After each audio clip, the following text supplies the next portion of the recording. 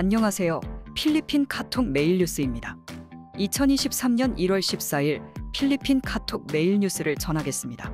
첫 번째 뉴스입니다. 1월 2일 이후 비로 인한 사망자는 17명으로 증가했습니다. 금요일 오전 6시 통계입니다. 31건의 산사태가 발생했고 530채의 주택이 파손을 입었습니다. 이 중 157채는 완파입니다. 농업 부분 손실은 250만 페소, 인프라 손실은 165만 페소 등입니다. 수리가오 델 노르테 인근의 저기압으로 인해서 비콜, 비사야스, 민다나오 지역에 계속해서 비가 내릴 것이라고 예보했습니다. 금요일 오후 3시 기준 저기압은 수리가오 시티, 수리가오 델 노르테 동쪽 90km 지점까지 들어왔습니다. 이 외에 다른 지역들에도 구름이 많고 곳에 따라 비가 내릴 것으로 예보했습니다. 다음 뉴스입니다. 봉봉 마르코스 주니어 대통령은 내셔널 아이디 디지털 버전의 신속한 발급을 지시했습니다. 공공과 민간이 협력하여 속도를 높이라고 했습니다. 올해 1분기 중에 필리핀 아이덴티피케이션 시스템 어플을 출시할 예정입니다. 디지털 버전이 민간과 공공에 빨리 적용되도록 노력하라고 했습니다. 다음 뉴스입니다. 경찰 고위 간부 954명 중 904명 약 95%가 명예퇴직 신청서를 접수했다고 내무부가 밝혔습니다. 장관은 신청서를 제출한 경찰들에게 감사를 표시했습니다. 다음 뉴스입니다. 사회복지부 DSWD에서 현금 보조금을 나눠준다는 잘못된 정보를 들은 수십 명이 마닐라의 사무실로 몰려들었습니다. 복지부는 이런 가짜 뉴스와 관련된 신청서를 접수하는 일도 없고 비슷한 그런 활동도 예정된 것이 없다고 했습니다. 다만 보조금 지원을 위한 기금 마련을 위해 일하고는 있다고 했습니다. 어떤 사람들은 목요일부터 사무실 인근에서 대기하기도 했습니다. 대기하고 있던 시니어 시티즌은 이웃 사람이 복지부에서 10,000페소의 지원금을 주고 있다고 해서 사무실을 찾았습니다. 다음 뉴스입니다. 사업가이자 전 일본 대사였던 마누엘 마놀로 로페즈가 1월 12일 향년 80세로 사망했습니다.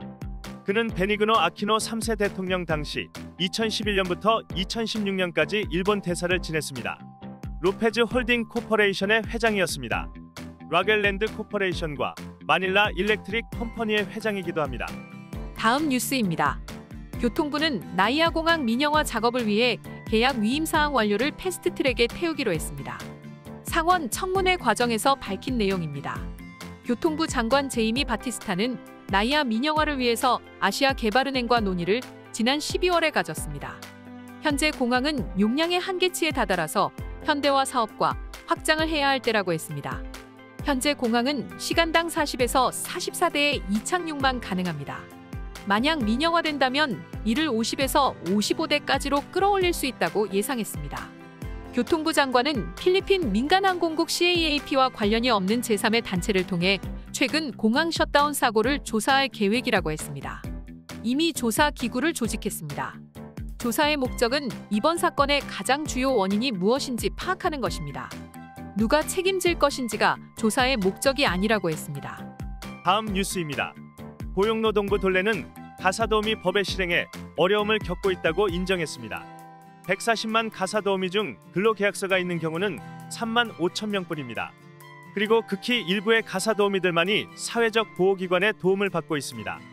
가사도우미들의 최저임금은 지역에 따라 최소 3,500에서 6,000페소 정도입니다. 가사도우미가 되는 나이는 15세에서 18세 사이입니다. 하루 8시간, 주당 40시간을 넘지 않아야 한다고 했습니다. 다음 뉴스입니다. 개고기를 파는 일에 관련된 것으로 의심되는 남성이 불라칸의 산 라파엘에서 함정 수사를 통해 체포되었습니다. 이 작전에서 3마리의 자루에 담겨있던 개를 구조했습니다. 이 용의자는 어떤 사람이 자기에게 이 개를 팔아달라고 했다고 주장합니다. 용의자는 동물복지법 위반으로 처벌될 예정입니다. 다음 뉴스입니다. 팔라완 바타라자에서 15피트, 약 4.5m 크기의 악어가 잡혔습니다. 주민이 강에 물을 들어갔다가 발견했습니다. 이 악어는 짠물에서 사는 악어입니다. 팔라완 야생동물 구조팀이 생포했습니다. 다음 뉴스입니다. MMDA는 주말 일부 도로가 보수를 위해 통제된다고 밝혔습니다. 금요일 저녁 11시부터 월요일 새벽까지입니다.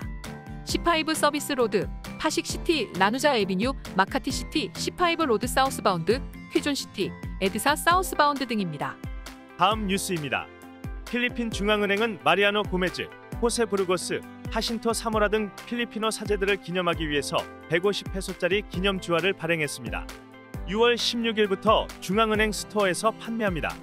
판매가는 2,200페소입니다. 이들의 순교 150년 기념입니다. 이들의 이름은 줄여서 곰부르자라고 불립니다. 이들은 까비떼에서 스페인에 항거하다가 1872년 교수형에 처해졌습니다. 다음 뉴스입니다. 수많은 부동산 사기 피해자들이 까비떼의 CIDG 범죄조사국 사무실로 몰렸습니다. 이들은 다운 빌더스라는 부동산 회사를 상대로 소를 제기했습니다. 비용 지불을 완료했는데도 불구하고 투자자들에게 타이틀을 넘기지 않고 있기 때문입니다. 소송을 제기한 사람들은 까비떼와 따가이따이 등 서로 다른 서브디비전에서 왔습니다. 이들은 2018년부터 11개의 서브디비전 땅을 팔아왔습니다. 피해자들은 약 200명입니다. 네, 오늘 필리핀 카톡 메일 뉴스는 여기까지입니다. 그러나 내가 나된 것은 하나님의 은혜로 된 것이니 내게 주신 그의 은혜가 헛되지 아니하여 내가 모든 사도보다 더 많이 수고하였으나 내가 한 것이 아니요 오직 나와 함께 하신 하나님의 은혜로라. 고린도전서 15장 10절 말씀입니다. 감사합니다.